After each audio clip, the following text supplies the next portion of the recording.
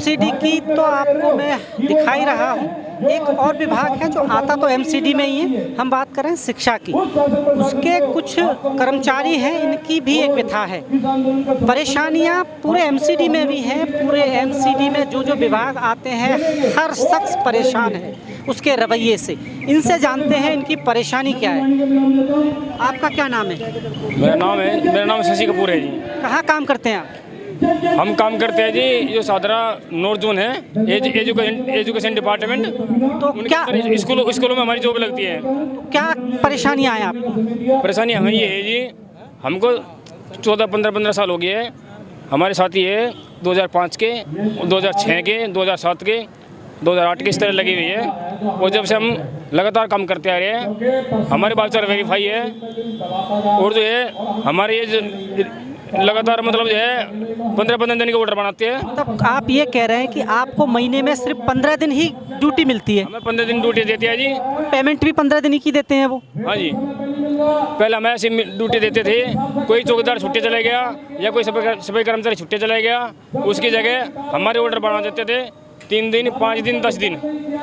और ऐसे करते करते ये बोलते रहते थे पद खाली होंगे, अभी पद खाली नहीं है, जो पद खाली होंगे उन पर तुम्हारी ड्यूटी लगा दी जाएगी। पर उन्होंने ऐसा नहीं किया है, लगा दिया जाएगा। मतलब कुल मिला के आप सालों से कच्चों में काम कर रहे हैं। हाँ जी, तो आप लोगों के साथ भी ये दिक्कतें हैं, सैलरी जो टाइम पे नहीं आती है, आप लोगों के साथ भी ऐसा है? 2-3 महीने नहीं आ रही है? अभी हमारी 4 महीने की सैलरी रुक गई थी, उसमें 2 महीने की सैलरी दी है और 2 महीने के भी बकाया है।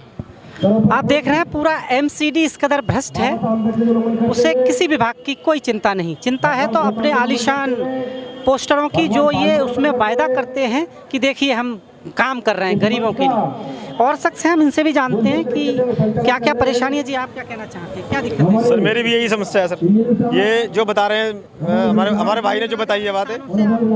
हाँ जी, रखा हुआ है जी, और आप पक्का नहीं कर रहे, यही है जी, यही समस्या है सर। क्योंकि रिश्तेदार में काम कर रहा है, पद खाली है, उनको पद को भरने नहीं पैनल में से। एक समस्या हो रहा है सर। जी बताइए। एक समस्या हो रहा है, जो हमारी जो हड़ताल चल रही है, ठीक है, हड़ताल में पूर्ण समर्थन पूरी यूनियन का नहीं है, ठीक है। और कर्मचारी हमारा डरा हुआ है, और बीटों पे उनसे जबरदस्ती काम करवाया जा रहा है। उनको मतलब कुल मिला के आप कह रहे हैं धमकाया जा रहा है कि काम नहीं करोगे तो आपको सस्पेंड कर देंगे, आपकी तरफ से कार्रवाई हो जाएगी। अगर आप इस आंदोलन में गए तो आपके खिलाफ कार्रवाई? हमने खुद काम किया है, मैं डेली काम कर रहा हूँ। मैं डर की वजह से लोग काम कर रहे हैं, कर्मचारी हमारा डर की वजह से काम कर रहा है।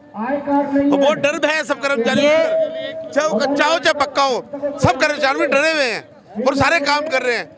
काम करके तब प्रशासन में आए यहाँ पर। ताकि सरकार और प्रशासन की तरफ पर आप पर ये दबाव है, अगर आप इस आंदोलन में शामिल हुए तो आपके खिलाफ कार्रवाई की जाएगी? हाँ जी, हाँ जी, हमारे खिलाफ कार्रवाई की जाएगी। देखिए, एक फंडामेंटल राइट्स हमें दिया गया है कि अगर हमारे हक का हनन हो रहा है तो हम आवाज़ उठा सकते हैं, हड़ताल के माध्यम से सरकार को चेता सकते हैं। पर ये जो कह रहे हैं, ये कह रहे हैं कि इन्हें हड़ताल में आने से रोका जा रहा है। इनके जो अफसर हैं वो इनको ये दिखा रहे हैं कि आप अगर इस हड़ताल में शामिल हुए तो आपको सस्पेंड कर दिया जाएगा, नौकरी से निकाल दिया जाएगा, वगैरह वगैरह। ये इनका राइट्स है जो सरकार दबाव के थ्रू इनको किचल रही है, जबकि ये अधिकार इनको मौलिक संविधान देता है आवाज़ उठाने का। समस्याएं बहुत हैं, मैं ऐसे ही दिखाता रहूँगा आपको। ऐसे ही एक और सज्जन है हमारे साथ, हम इनसे ही पूछते हैं कि क्या? हाँ जी, हाँ, अपनी बात को कहना कोई गुनाह है क्या? हड़ताल करना क्या कुछ अपनी जो विरोध प्रदर्शन करना किसका हुआ है? जब हमें लाभांश नहीं मिलेगा, टाइम पे तनख्वाह नहीं मिलेगी, हमारे भाई इतने साल से पक्के नहीं हो रहे तो हम रोड पे नहीं आएंगे तो क्या करेंगे? 4-4 महीने सैलरी नहीं है और हमें ठेकेदारी में कर रहे हैं। जब 25-30 साल हो गए तो उसके लिए हम क्या करेंगे? आधा जीवन तो हमारा वैसे ही निकल गया, उसके लिए हमें दबाया जा रहा हमारी आवाज़ को। एक चीज़ बताइए, ये जो आपके जो लीडर हैं ये आपके लिए जो हड़ताल कर रहे हैं, आपको लगता है इनसे उम्मीद है कुछ कि ये आपको जो हक है आपका दिलवा पाएंगे? क्यों नहीं, हक क्यों नहीं दिला पाएंगे? जब हम सब एकजुट होंगे जब भी तो हमारा कुछ होगा। अब कुछ तो हमारे से अलग जा रहे हैं जो कि उसमें फूट डालो शासन कर रहे हैं। मैंने इसलिए पूछा ये कि आपको याद होगा एक 28 दिन की हड़ताल हुई थी, उसमें आपके ही एक अजीज थे, हड़ताल खत्म करने के लिए कर्मचारी तो झांका तहारा, उन्हें एक बहुत बड़ा पद जरूर मिला। तो क्या अब ऐसा नहीं होगा? इसकी क्या गारंटी है कि ये इनके अंदर ऐसा नहीं होगा, ये समझौता नहीं करेंगे? संयुक्त मोर्चा बना है जिसके अंदर 14-15 यूनियनों का सहयोग है उसके अंदर 1-2 यूनियन का सहयोग था। अच्छा, मुझे एक बताइए, आप कह रहे हैं 14-15 यूनियन का इनके साथ टाइप है, मुझे कहीं दिखाई नहीं दे रहा, कोई बैनर नहीं उनका, ये इकलौता मुझे सिर्फ एक दिख रहा है, ठेकेदारी हटाओ। बाकी अगर समर्थन है, समर्थन कहाँ है? ऐसे देखिए, देखने में और कहने में अच्छा लगता है, पर मुझे कहीं दिख नहीं रहा कि बाकी लोगों का समर्थन है।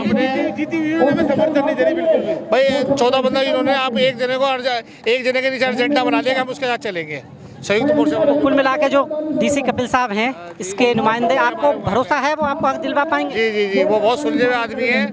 और अगर 28 दिन की जो हड़ताल हुई थी, किसी को एक पद, बहुत बड़ा पद मिला, आप भी जानते हैं, अगर ऐसा हुआ तो आपके पास क्या रहेगा? इनकी हड़ताल के अंदर भी राजकुमार मान्य और राजकुमार दिघान जी के अंदर जब धरना हटाया, जब उन्होंने यहाँ पर आदमी पक्के कराए, ऑफर लेटर पे यहीं साइन कराए उन्होंने, उसमें भी हड़ताल में ऐसा कुछ हुआ था कि कुछ हड़ताल में संशोधन हुआ था। एक समस्याएं बहुत हैं, बड़ी हैं, लोगों के अपने मूल अधिकारों से जुड़ी हुई हैं। ऐसे ही एक शख्स है हमारे साथ, हम उनसे जानेंगे और ये कोशिश करेंगे जाने की कि ये जो हड़ताल हो रही है कर्मचारियों को लेके, ऐसी हड़तालें तो पहले भी हुई हैं, इस हड़ताल से हम इनके जुबानी सुनेंगे कि ये क्या कहना चाहते हैं, क्या लोगों की उम्मीदों पे खरे उतरेंगे। स्वागत है आपका। आप मुझे ये बताइए, हड़ताल है और ये जो आंदोलन है सालों से चल रहा है, पर हमारा जो सफाई कर्मचारी है वो जहाँ का तहाँ बना हुआ है, वो आज भी गरीब है, वो आज भी 2 वक्त की रोटी के लिए जूझ रहा है। इस हड़ताल से लोग उम्मीद कैसे रखें? देखिए, सबसे पहले तो मैं आपका धन्यवाद करना चाहूँगा आपके चैनल के माध्यम से कि आप यहाँ पर इन गरीब कर्मचारियों के बीच में आए और आप अपने मीडिया के माध्यम से ये पूरे देश में फैलाना चाह रहे हैं। आपका बहुत बहुत शुक्रिया। तो मैं आपको बताना चाहता हूँ कि हड़तालें तो बहुत हुई हैं और जब हड़ताल हुई है, जब हमें आश्वासन दे दिया गया है जो कि कसौटी पे आज तक नहीं उतरा, लेकिन माननीय राजकुमार दिघान जी के नेतृत्व में, अब डीसी कपिल साहब के वीर सिंह दिघान के साथ नेतृत्व में अब ये हड़ताल कर रहे हैं, तो ये करो या मरो वाली हड़ताल है। या तो हमें इसका निचोड़ चाहिए या फिर हम यहीं पर अपना दम देंगे या यहीं आत्महत्या करेंगे, क्योंकि हम हो गए परेशान। हमारे बच्चे भूख से जर्रा भटक रहे हैं। 2 महीने से कर्मचारियों की सैलरी नहीं हुई है। मैं आपके चैनल के माध्यम से बता देना चाहता हूँ, 14,000 में एक हमारे राजकुमार दिघान जी है, 14,000 में एक कर्मचारी की सैलरी है महीने के 14,000 रुपये। 14,000 में कैसे अपने घर का निर्वाह करेगा, कैसे अपने बच्चों को पालेगा, किस तरह की एजुकेशन देगा? मुझे एक चीज़ बताइए आप, मैं और लोगों से भी ये पूछ रहा हूँ और आपसे भी ज़रूर पूछूंगा। हड़तालें जब होती हैं तो उसके चुने हुए नुमाइंदे सरकार के साथ बात करते हैं और सरकार से बात करने के बाद वो अपने आप को बहुत ऊपर रखते हैं, जैसा कि पिछले वाली हड़ताल में मुझे देखने को मिला था। आपके एक सज्जन थे, उन्हें बहुत बड़ा पद दे दिया गया और कर्मचारियों के हितों को दरकिनार कर दिया है। अगर ऐसा ना हो इस आंदोलन के थ्रू, आप ये उम्मीद रखते हैं कि ऐसा नहीं होगा, इस बार वाकई आपको आपके अधिकार मिलेंगे? देखिए, मैं आपको बता देना चाहता हूँ, निगम में यूनियन तो बहुत हैं और उसमें अलग अलग अध्यक्ष हैं निगम में, और सबको अधिकार है अपने अधिकारी से बात करना। बात यह है कि अधिकारी बात किसकी मानता है? मान्यवर हमारे राजकुमार दिघान साहब एक स्तंभ है, एक संगठन की रीढ़ की हड्डी है, और वो अड़ गए तो यहाँ से लेके ही जाएंगे, वो किसी से कॉम्प्रोमाइज़ कुछ नहीं करेंगे।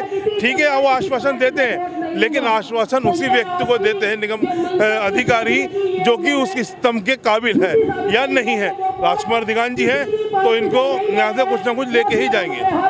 आप राजकुमार दिघान जी का बहुत नाम ले रहे हैं, तो मैं एक कठिन सवाल कर ही लेता हूं आपसे। राजकुमार दिघान जी, आप भी जानते हैं, आम आदमी पार्टी से जुड़े हुए हैं और सरकार राज्य में उन्हीं की है। एक वो नुमाइंदा जो उस सरकार का पार्ट है या उसका कोई मेंबर है, वो अपनी सरकार से आपके अधिकारों की रक्षा नहीं कर पा रहा है, तो मैं कैसे मानूं, ये जनता कैसे विश्वास करे कि वो अधिकार दिलवा पाएंगे अपनी सरकार से? देखिए, मैं आपको आपके चैनल के माध्यम से बता देना चाहता हूँ कि ये जो MCD को कोऑपरेट करती है, सेंट्रल गवर्नमेंट करती है। ठीक है, सेंट्रल गवर्नमेंट ग्रांट देती है केजरीवाल को, जो दिल्ली सरकार के अधीन आती है। ठीक है, अब ये यहाँ पर ये जुमले चल रहे हैं, ये मसले चल रहे हैं कि सेंट्रल गवर्नमेंट जो है उनको ग्रांट नहीं दे रही है। जब वो ग्रांट पास नहीं कर रहे हैं तो MCD को क्या देंगे? ठीक है, और उसमें राजकुमार दिगान जी ने कई बार मीटिंग ली, जो हमारे दिल्ली के सीएम है माननीय केजरीवाल साहब जो मुख्यमंत्री हैं, तो उन्होंने भी यही निचोड़ निकाला कि मुझे केंद्र सरकार गारंटी नहीं दे रही तो मैं कहाँ से करूँगा। कुल मिला के दो सरकारों की लड़ाई में ये कर्मचारी पिस रहे हैं। जब हम बात करते हैं दिल्ली सरकार के नुमाइंदे से तो वो कह देते हैं कि हमारे अधीन कुछ नहीं है, बीजेपी की सरकार एनसीडी में वो जाने। और जब हम बात करते हैं बीजेपी के नुमाइंदों से तो वो कह देते हैं कि जी केजरीवाल जी जाने। तो कुल मिलाके निचोड़ ये है कि दो सरकार आपस के अपनी नाक की लड़ाई में इन कर्मचारियों के हितों को कहीं ना कहीं दरकिनार कर रही हैं। और हमारी नज़र ऐसे ही बनी रहेगी। मैं आपको हर बात की हर खबर देता रहूँगा, जैसे कि आज 9वां दिन है हड़ताल का, और मेरी नज़र हमेशा बरकरार रहे इनके ऊपर कि क्या काम कर रहे हैं या कहाँ तक पहुँची है। मैं पल पल दिखाता रहूँगा। आप देख रहे हैं JNN न्यूज़। धन्यवाद।